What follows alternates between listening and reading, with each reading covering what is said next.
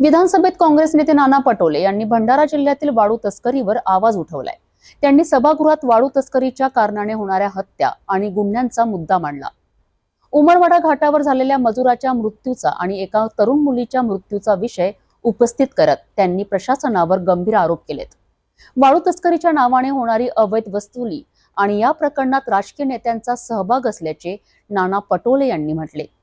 यावर महसूल मंत्री चंद्रशेखर बावनकुळे यांनी स्पष्टीकरण दिले आणि वाळू तस्करीच्या घटनांची चौकशी करण्याचे आदेशही दिलेत।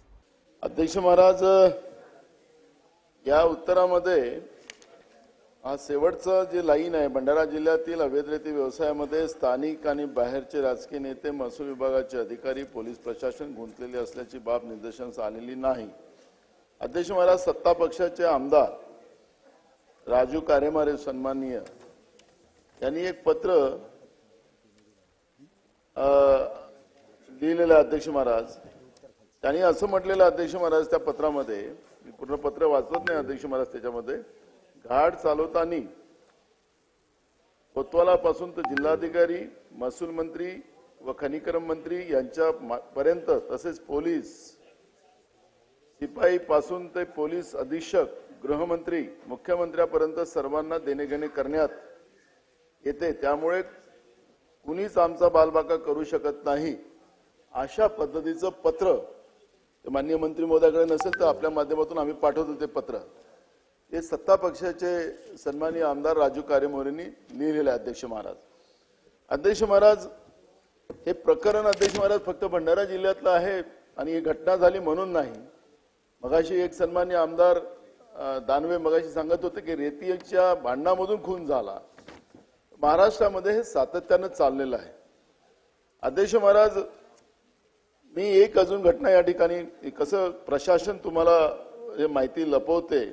माननीय बावनकुळे साहेब, आपल्याला या सगळ्या विषयाचा चांगला अभ्यास आहे, पण ही सगळी घटना जेव्हा झाली, ज्या दिवशी ही जी एक मुलगी मृत्युमुखी पडली आणि एका तरुण पोराचा हात त्याच्यामध्ये गमवावा लागला, त्याच दिवशी उमरवाडा घाट जे आहे इथं रेतीचं डेपो ट्रॅक्टरवर काम करणाऱ्या मजुराला हृदयविकाराचा धक्का आल्याने, तर तशी घटना नव्हती अध्यक्ष महाराज, त्याला गाडीमध्ये तो दबला गेला आणि अध्यक्ष महाराज त्या ठिकाणी त्याचा मृत्यू झाला। त्याचं नाव होतं शंकर उईके।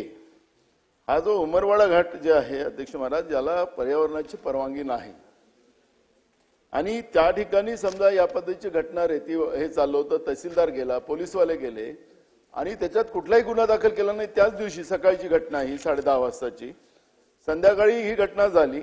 त्या टिप्परनी त्या ठिकाणी ऍक्सिडेंट झाला आणि एका तरुण मुलीचा त्या ठिकाणी मृत्यू झाला। तिचे वडील अजूनही हॉस्पिटलमध्ये आहे आणि एका मुलाचा हात गमवावा लागला, आयुष्य बर्बाद झालं। अध्यक्ष महाराज, मंत्री महोदयांना मी एवढंच म्हणेल या ठिकाणी की ही जसं तुमच्या सत्ता पक्षाच्या आमदारांनी जे पत्र लिहिलेलं आहे, अगर आमदार पत्र लिहिते आहे आणि तुम्हाला तुमचं प्रशासन तुम्हाला उत्तर देत असताना कुठलाही संबंध नाही असं ते सांगत असतील, तर मग आम्ही आरोप लावता हा असा नाही होत। हे पत्र आजचं नाही आहे, तुम्हाला 15 दिवसाच्या पहिले हे पत्र लिहिलेलं आहे आणि त्याच्यामुळे माझं एक अजून तुम्हाला सांगतो की एक तर नायब आमचं एक SDO आहेत तुमसरचे, निकाळजे नावाचं आहेत, ते गडचिरोलीहून आलेत, तिथेही मोठा उपक्रम, त्यांना रेतीचा मोठा अनुभव आहे। एक रिटायर्ड तहसीलदार आहेत संजय रामटेके, त्यांना प्रत्येक ट्रकवर 30,000 रुपये जमा करायचं ड्युटी त्याच्याकडे आहे। मी तुम्हाला हे सगळे अधिकारी जे आहेत, या सगळ्या याच्यात पोलीस विभाग आणि हे यांचे कॉल रेकॉर्ड तुम्ही तपासा, तुम्हाला हा सगळा प्रकार उघडकीस येईल। कुंपणच शेत खात आहे आणि तुम्ही आता सांगत होता की घरकुलांना आम्ही वाळू मोफत देतो, आपलं धोरण आहे, पण त्याची अंमलबजावणी होत नाही। 70,000 रुपयापर्यंतची वाळू, 1,40,000 रुपयाचं घर आहे आणि 70,000 रुपयाची वाळूच लोकांना घ्यावं लागते त्या घरकुलवाल्यांना आणि त्याच वाळूवाल्यांच्या नावाने पैसे आपण या ठिकाणी डेपो उघडतोय आणि मोठ्या प्रमाणात रॅकेट चाललेलं आहे।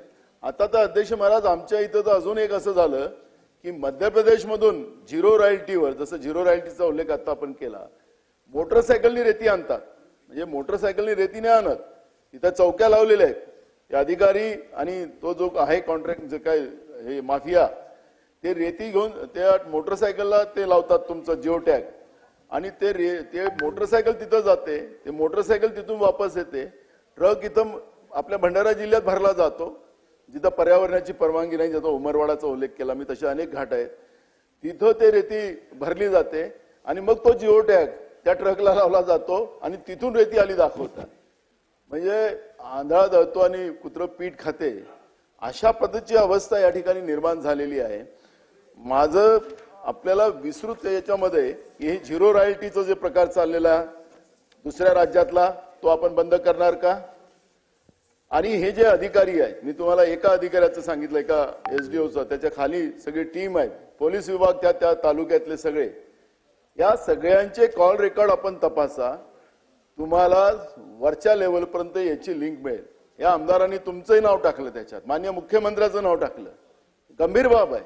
म्हणजे तुम्ही तुमच्यापर्यंत पोहोचत नाही पण तुमच्या नावाखाली ते सगळं काम चाललेलं आहे. म्हणजे राजकीय याच्यामध्ये हस्तक्षेप आहे हे नाकारता येत नाही आणि लोक परेशान आहेत. सगळे रस्ते खराब झालेले आहेत, लोकांचा जीव धोक्यात आहे, जीव चाललेला आहे. या कुटुंबाला आपण मदत कराल का? ती पण एक भूमिका आपण स्पष्ट केली पाहिजे. आणि वाळू धोरणाच्या बाबतचं जे आज आता चाललेलं आहे, नुसतं त्या जिल्ह्यामध्ये फक्त घरकुलासाठीच रेती, नगरपालिका असेल की ग्रामीण भागातले घरकुल असतील त्याच्यासाठीच ही जी बाहेर उपसा चाललेली आहे, पर्यावरणाची परवानगी नसताना सुद्धा अनेक घाटावर हे चाललेलं आहे. तर या सगळ्या अधिकाऱ्यावर आपण कारवाई करणार का, हा माझा स्पेसिफिक प्रश्न आहे. मंत्री महोदय. सन्माननीय नानाभाऊ पटोलेजींनी जी भंडारा जिल्ह्याच्या वाळू घाटाबद्दल परिस्थिती मांडली, खरं तर ही परिस्थिती नानाभाऊ तुम्हालाही माहिती आहे, मलाही माहिती आहे की संपूर्ण भंडाऱ्यामध्ये महाराष्ट्रातलं सर्वात जास्त रेतीचं जे रॅकेट आहे ते भंडारा जिल्ह्यात आहे. आणि वैनगंगा आणि तिथली वाळू उत्कृष्ट असल्यामुळे सर्व भंडारा जिल्ह्यावर फोकस केलेला आहे. आणि ही गोष्ट खरी आहे की तिथल्या आमदारांनी एक पत्र कलेक्टरला लिहिलं आहे, सरकारला लिहिलं आहे. आणि त्या पत्र जेव्हा माझ्याकडे आलं व्हॉट्सअपवर, ते पत्र मी तिथल्या एसपीला पाठवलं. एसपीला सांगितलं या पत्राची पूर्ण चौकशी करा. मी मुख्यमंत्री महोदयाशी बोललो त्या पत्राबद्दल, आपणही त्या ठिकाणी जेव्हा भेट झाली तेव्हा होता. खरं तर हे कंटाळून लिहिलेलं पत्र आहे की ज्या पद्धतीने त्या ठिकाणी रॅकेट सुरू आहे, एका आमदारांनी कंटाळून शेवटी खालच्या अधिकाऱ्यांनी लक्ष दिलं नसेल म्हणून त्यांनी आमच्यावर आरोप केले, माननीय मुख्यमंत्र्यावर आरोप केले, सर्वांवरच आरोप केले. पण त्याची चौकशी आम्ही करायला लावली आहे. कोण त्या ठिकाणी पैसा जमा करतात आहे, कोण त्या ठिकाणी त्याचा रॅकेट आहे, ही गोष्ट खरी आहे की तिथले उपविभागीय अधिकारी तुमसर आहेत, एचडीओ भंडारा आहे, एचडीओ साकोली आहे. तीनही एचडीओच्या यंत्रणा ज्या आहेत त्या यंत्रणेमध्ये मोठ्या प्रमाणावर हजार दीड हजार ट्रक रोज भंडाऱ्यातून निघतात आहे. आणि पोलिसांना आज पोलीस तर उलट आपण त्याची मदत घेतोय. पोलिसांना बंधनकारक याकरता नाही आहे की पोलिसांना आपण रेतीबद्दलचे अधिकार अजून दिले नाही आहे.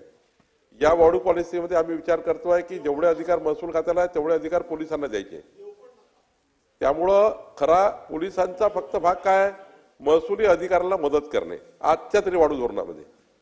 त्यामुळं खरं तर पोलिसांना आज काही बंधनं नाही आहे की पोलिसांनी काय करावं काय करू नये. त्यामुळं आजच्या वाळू धोरणामध्ये आम्ही पोलिसांना कुठल्या सेक्शनमध्ये काय पोलिसांना कारवाई करता येईल, पोलिसांना कसे त्या ठिकाणी वाळू माफियाला त्या ठिकाणी त्यांचा बंदोबस्त करता येईल, हे अधिकार आता नवीन वाळू धोरणात आणतोय. आतापर्यंत तरी पोलिसांना फार अधिकार नाही आहे.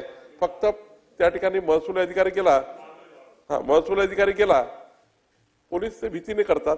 महसुली अधिकारी गेला तर तेवढाच पोलिसांचा हस्तक्षेप असतो. बाकी हस्तक्षेप हा तोंडी आहे, बाकी लेखी काही नाही आहे.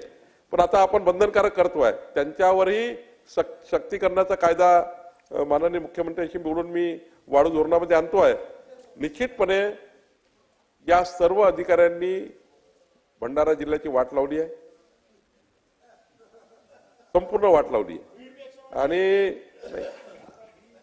बीड सारखं नाही आहे पण ठीक आहे, निश्चितपणे या संपूर्ण अधिकाऱ्याची विभागीय चौकशी सीडीआर काढू, विभागीय चौकशी करू आणि हे सर्व इन्व्हॉल्व आहेत. पोलिसांना आज मी पोलिसांना त्यांचं यावं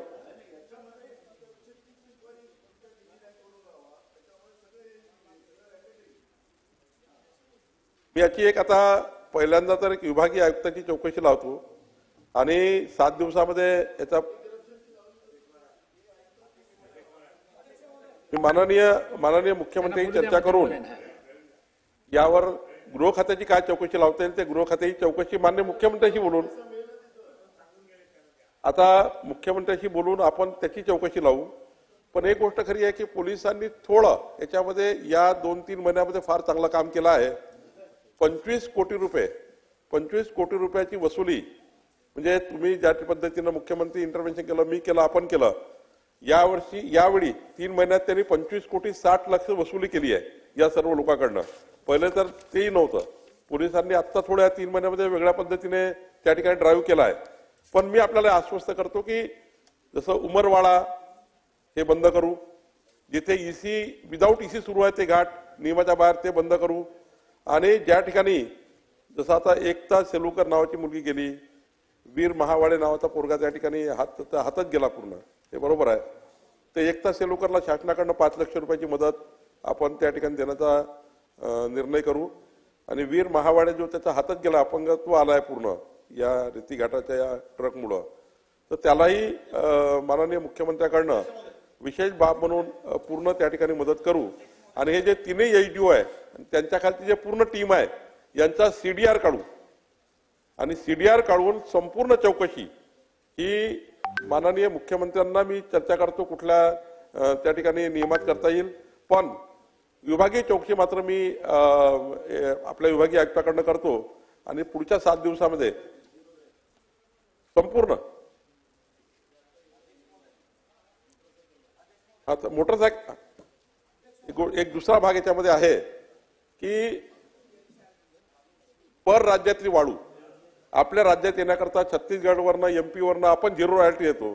त्या 0 रॉयल्टी मध्ये देण्यामध्ये मोठ्या प्रमाणावर त्या ठिकाणी आपण सांगितल्याप्रमाणे जिओ टॅगिंग मॅनेज करतात आणि मोठ्या प्रमाणावर इथलीच वाळू म्हणजे भंडारा जिल्ह्यातली वाळू, गोंदिया जिल्ह्याची वाळू, गोंदिया जिल्ह्याची वाळू आणि भंडारा जिल्ह्याची वाळू त्या ठिकाणी वापरण्यात येतं आणि रॉयल्टी मात्र एमपी आणि छत्तीसगडची वापरण्यात येतं.